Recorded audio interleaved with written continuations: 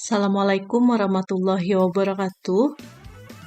Salam sejahtera untuk kita semua. Saya Nurlia Eka Damayanti, NDH 29, peserta Latsar CPNS 2021 KD Odelan Angkatan 25.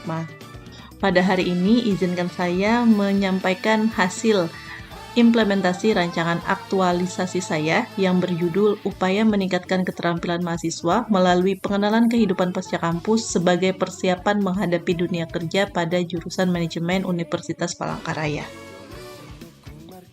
Yang pertama adalah profil instansi.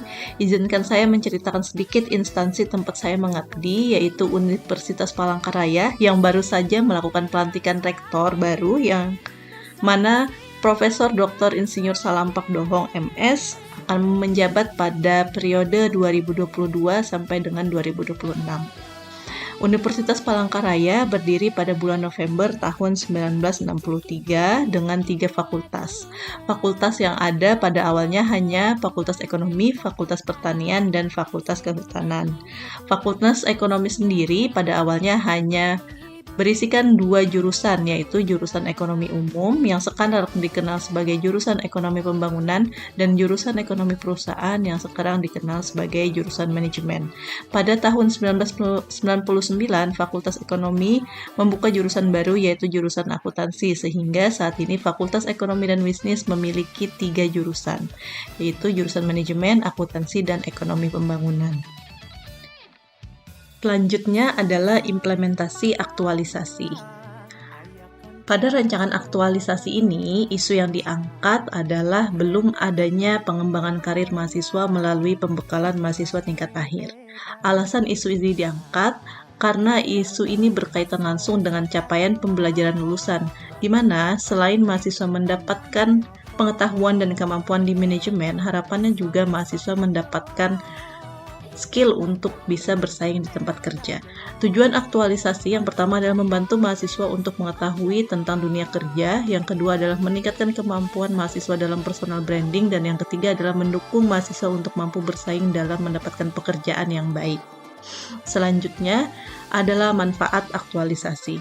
Yang pertama adalah membantu memudahkan dalam pelaksanaan tridharma perguruan tinggi sebagai tugas seorang dosen. Yang kedua, meningkatkan kemampuan dan sikap mahasiswa pada pasca kampus.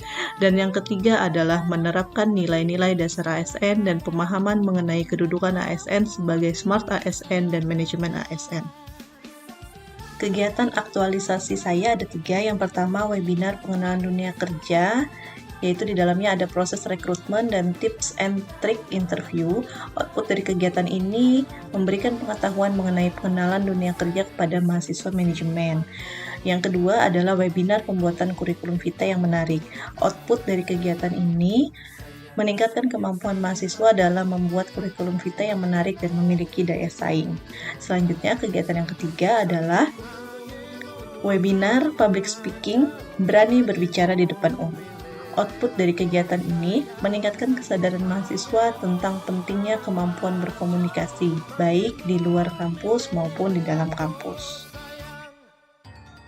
Selanjutnya, tahapan kegiatan. Yang pertama, konsultasi ke Wakil Dekan 3, Ketua Jurusan, Mentor, dan Staf Akademik. Yang kedua, menentukan target peserta. Yang ketiga, menentukan jadwal webinar. Yang keempat, membuat flyer. Yang kelima, menyebarkan flyer kepada target peserta. Yang keenam, menentukan dan membuat materi. Yang ketujuh, mempersiapkan sarana dan prasarana. Dan yang kedelapan, pelaksanaan webinar. Keterkaitan dengan nilai berakhlak, yang pertama berorientasi pelayanan, yaitu menyampaikan informasi yang relevan dengan kebutuhan peserta webinar. Yang kedua, nilai akuntabel, yaitu mempersiapkan diri sebagai backup pemateri jika terjadi sesuatu di luar kendali.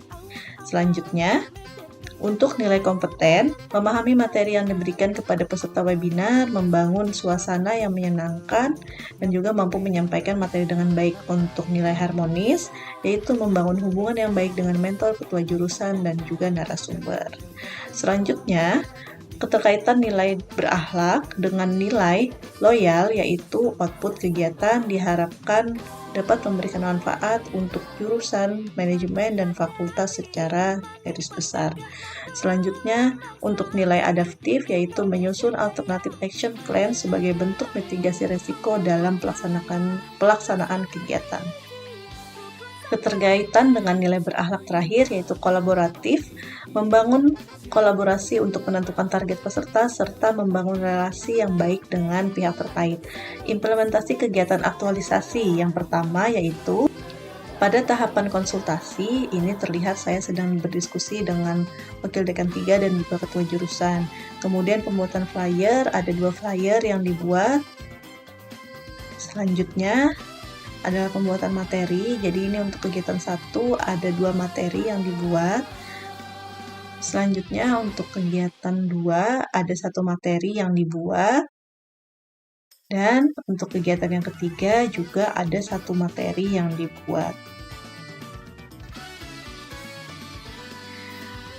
Berikut output kegiatan 1, pelaksananya webinar pada tanggal 12 Agustus. Kemudian untuk kegiatan 2 juga pada 12 Agustus dengan jumlah peserta 37 orang. Dan untuk kegiatan ketiga terlaksana pada tanggal 16 Agustus dengan peserta sebanyak 40 orang. Output lainnya adalah materi kegiatan 1, materi kegiatan 2, dan materi kegiatan 3. Juga sertifikat kegiatan 1, kegiatan 2, dan kegiatan 3. Selanjutnya lesson learn, saya merasa saya banyak belajar pada kegiatan aktualisasi ini. Saya mengetahui kebutuhan mahasiswa terkait dengan pasca kampus, sehingga kedepannya saya berharap saya dapat membantu mahasiswa untuk menyiapkan diri dalam menghadapi pasca kampus. Selain itu juga saya merasa banyak belajar terkait dengan digitalisasi dan teknologi informasi selama pelaksanaan kegiatan aktualisasi ini. Kesimpulan dari kegiatan aktualisasi saya yaitu terlaksananya kegiatan webinar, pembuatan sertifikat, dan pengisian umpan balik. Selain itu juga, output dari kegiatan ini adalah video, dokumentasi kurikulum vitae, dan testimoni kegiatan. Untuk tindak lanjut dari kegiatan aktualisasi ini, yaitu kegiatan ini dapat menjadi salah satu program kerja di bawah Wakil Dekan 3 bidang kemahasiswaan, sehingga dapat menentukan target yang lebih spesifik lagi. Dan juga kegiatan ini dapat dilakukan secara berkala dengan tema-tema yang menyesuaikan dengan kebutuhan mahasiswa, serta harapannya kegiatan ini dapat mencakup skup yang lebih luas lagi. Sebelum saya tutup, izinkan saya mengucapkan terima kasih yang sebesar-besarnya kepada Ibu Lelo Sintani selaku mentor saya dan juga Bapak Muhammad Abdirrahman selaku coach saya yang selalu memberikan arahan, bimbingan, dan dukungan kepada saya dalam menyelesaikan kegiatan aktualisasi saya. Sekian presentasi saya. Terima kasih untuk perhatian, waktu, dan juga tempat. Saya mundur diri. Wassalamualaikum warahmatullahi wabarakatuh.